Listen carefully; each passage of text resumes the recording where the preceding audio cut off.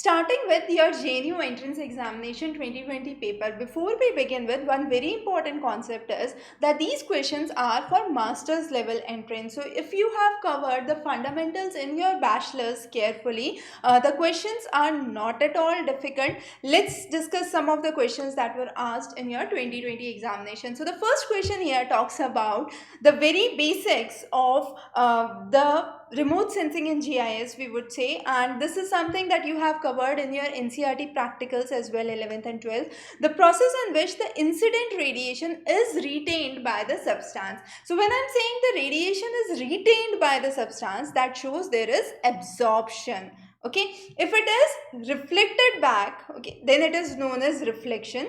If it is into the atmosphere dispersed, it is diffusion, and the scattering occurs when some of the light is being absorbed by the or scattered by the dust molecules that is present, and the diameter of these particles is actually bigger than the incoming solar radiation. In that case, we would say diffusion process actually takes place. So that's the basic difference between the four terms. Here the answer would be absorption. The next is a question on population. Now, population is an important aspect. Those preparing for JNU entrance understand that population, urban development, urban geography, regional geography are some of the important areas that you must cover. Now, under the population policy 2000, the National Population Policy 2000 shows that there has been a paradigm shift from population control measures to creating an enabling condition for population stabilization. That's totally correct, and the policy was influenced by the International Conference on Population and Development held in Cairo in Egypt. Now both the statements are correct, and statement 2 is the correct reason for statement 1. So here it's not asked whether it's the correct reason or not, but yes, both the statements are correct. So this is not an assertion reason question. Understand this carefully. You only need to know whether these statements are correct or not. So both the statements are correct here. The population priorities have been stabilization of the population and mainly focusing on child and maternal health care, and therefore statement 1 is correct, and definitely it was influenced by the international conference that was held in Cairo, and that is mainly focusing on women during the childbearing years. The next is, which of the following Indian section shows highest male migration? Now the male migration is maximum in the case of rural to urban migration. Most of the migration from the rural areas to the urban areas occurs in the cases of let's say labor jobs that are available in the urban market. And a good example to understand this was, of course, the pandemic, where there was a lot of disruption and laborers moving back, reverse migration occurring. So, migration indeed is another important question for your upcoming examination as well. So, there are various factors when we call about migration. There are push factors and pull factors, which are very, very important and essential to know.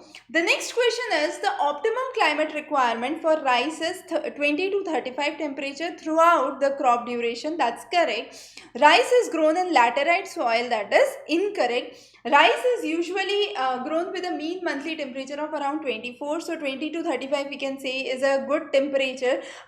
You usually say 20 to 25 is the season for growing. Okay, so 20 to 25 is the temperature through which crop growths are usually seen, and at the harvesting time it's up to 30 degrees. So when it says throughout the period, then definitely you have to be very, very cautious about questions like this.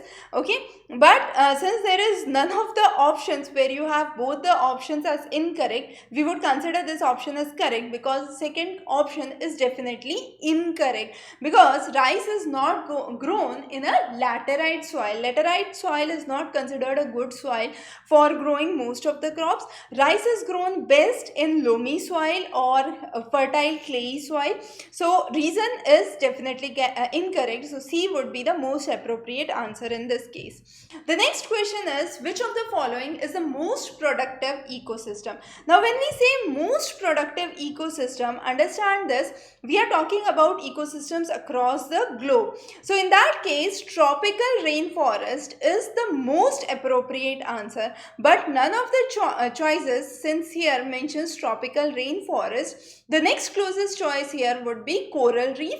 Now coral reef have a gross primary productivity of around 4200 grams cubic per centimeter gram centimeter cube per year.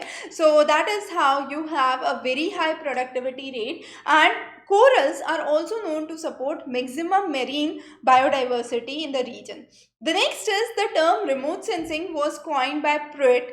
So Pruitt was a US officer of the Naval Research Section, and he basically tried to explain the science and art to identify, observe, and measure an object without coming in direct contact with the object, and therefore it is known as understanding the science of remote sensing.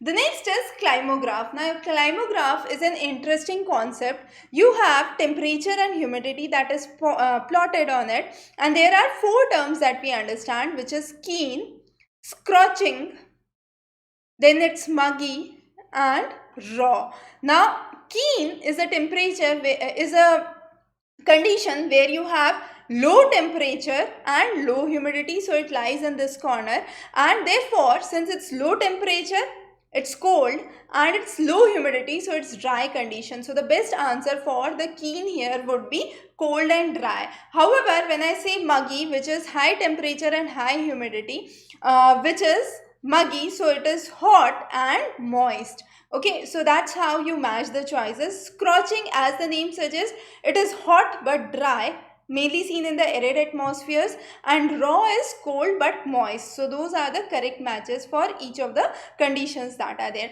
So four elements of the climograph, very very important. The concept of climograph being propounded by Griffith Taylor. The next is demographic transition theory. Now this theory we have covered in a separate lecture in a detailed class, and this theory is based on the differences between the birth rate and the death rate. So how you have the changes in the birth rate and the death rate would govern the population growth, and that's where we understand the demographic transition. So we say the countries are in various stages of demographic transition model, and therefore it's important to understand.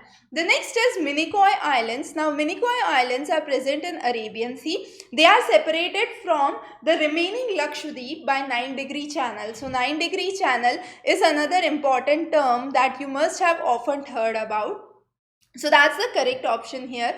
The next is, which of the following helps to identify object on the earth's surface in remote sensing? So those are signatures.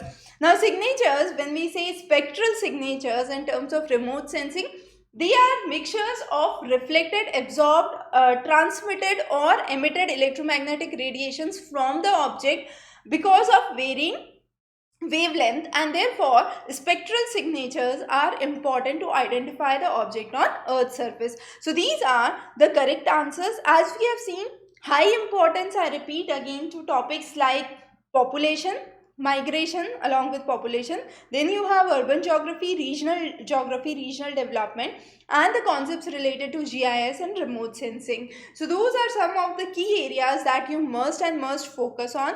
We would be covering many interesting lectures on geography. Already a lot of these topics are available in our playlist section. So if you want to go for individual topic and understanding those topics, refer those individual videos in detail. This video is just to help you guide what kind of questions are typically asked in your entrance examination. For any questions, any doubts, any clarifications, feel free to leave the comment, and we would be more than happy to address your query. Have a wonderful day ahead.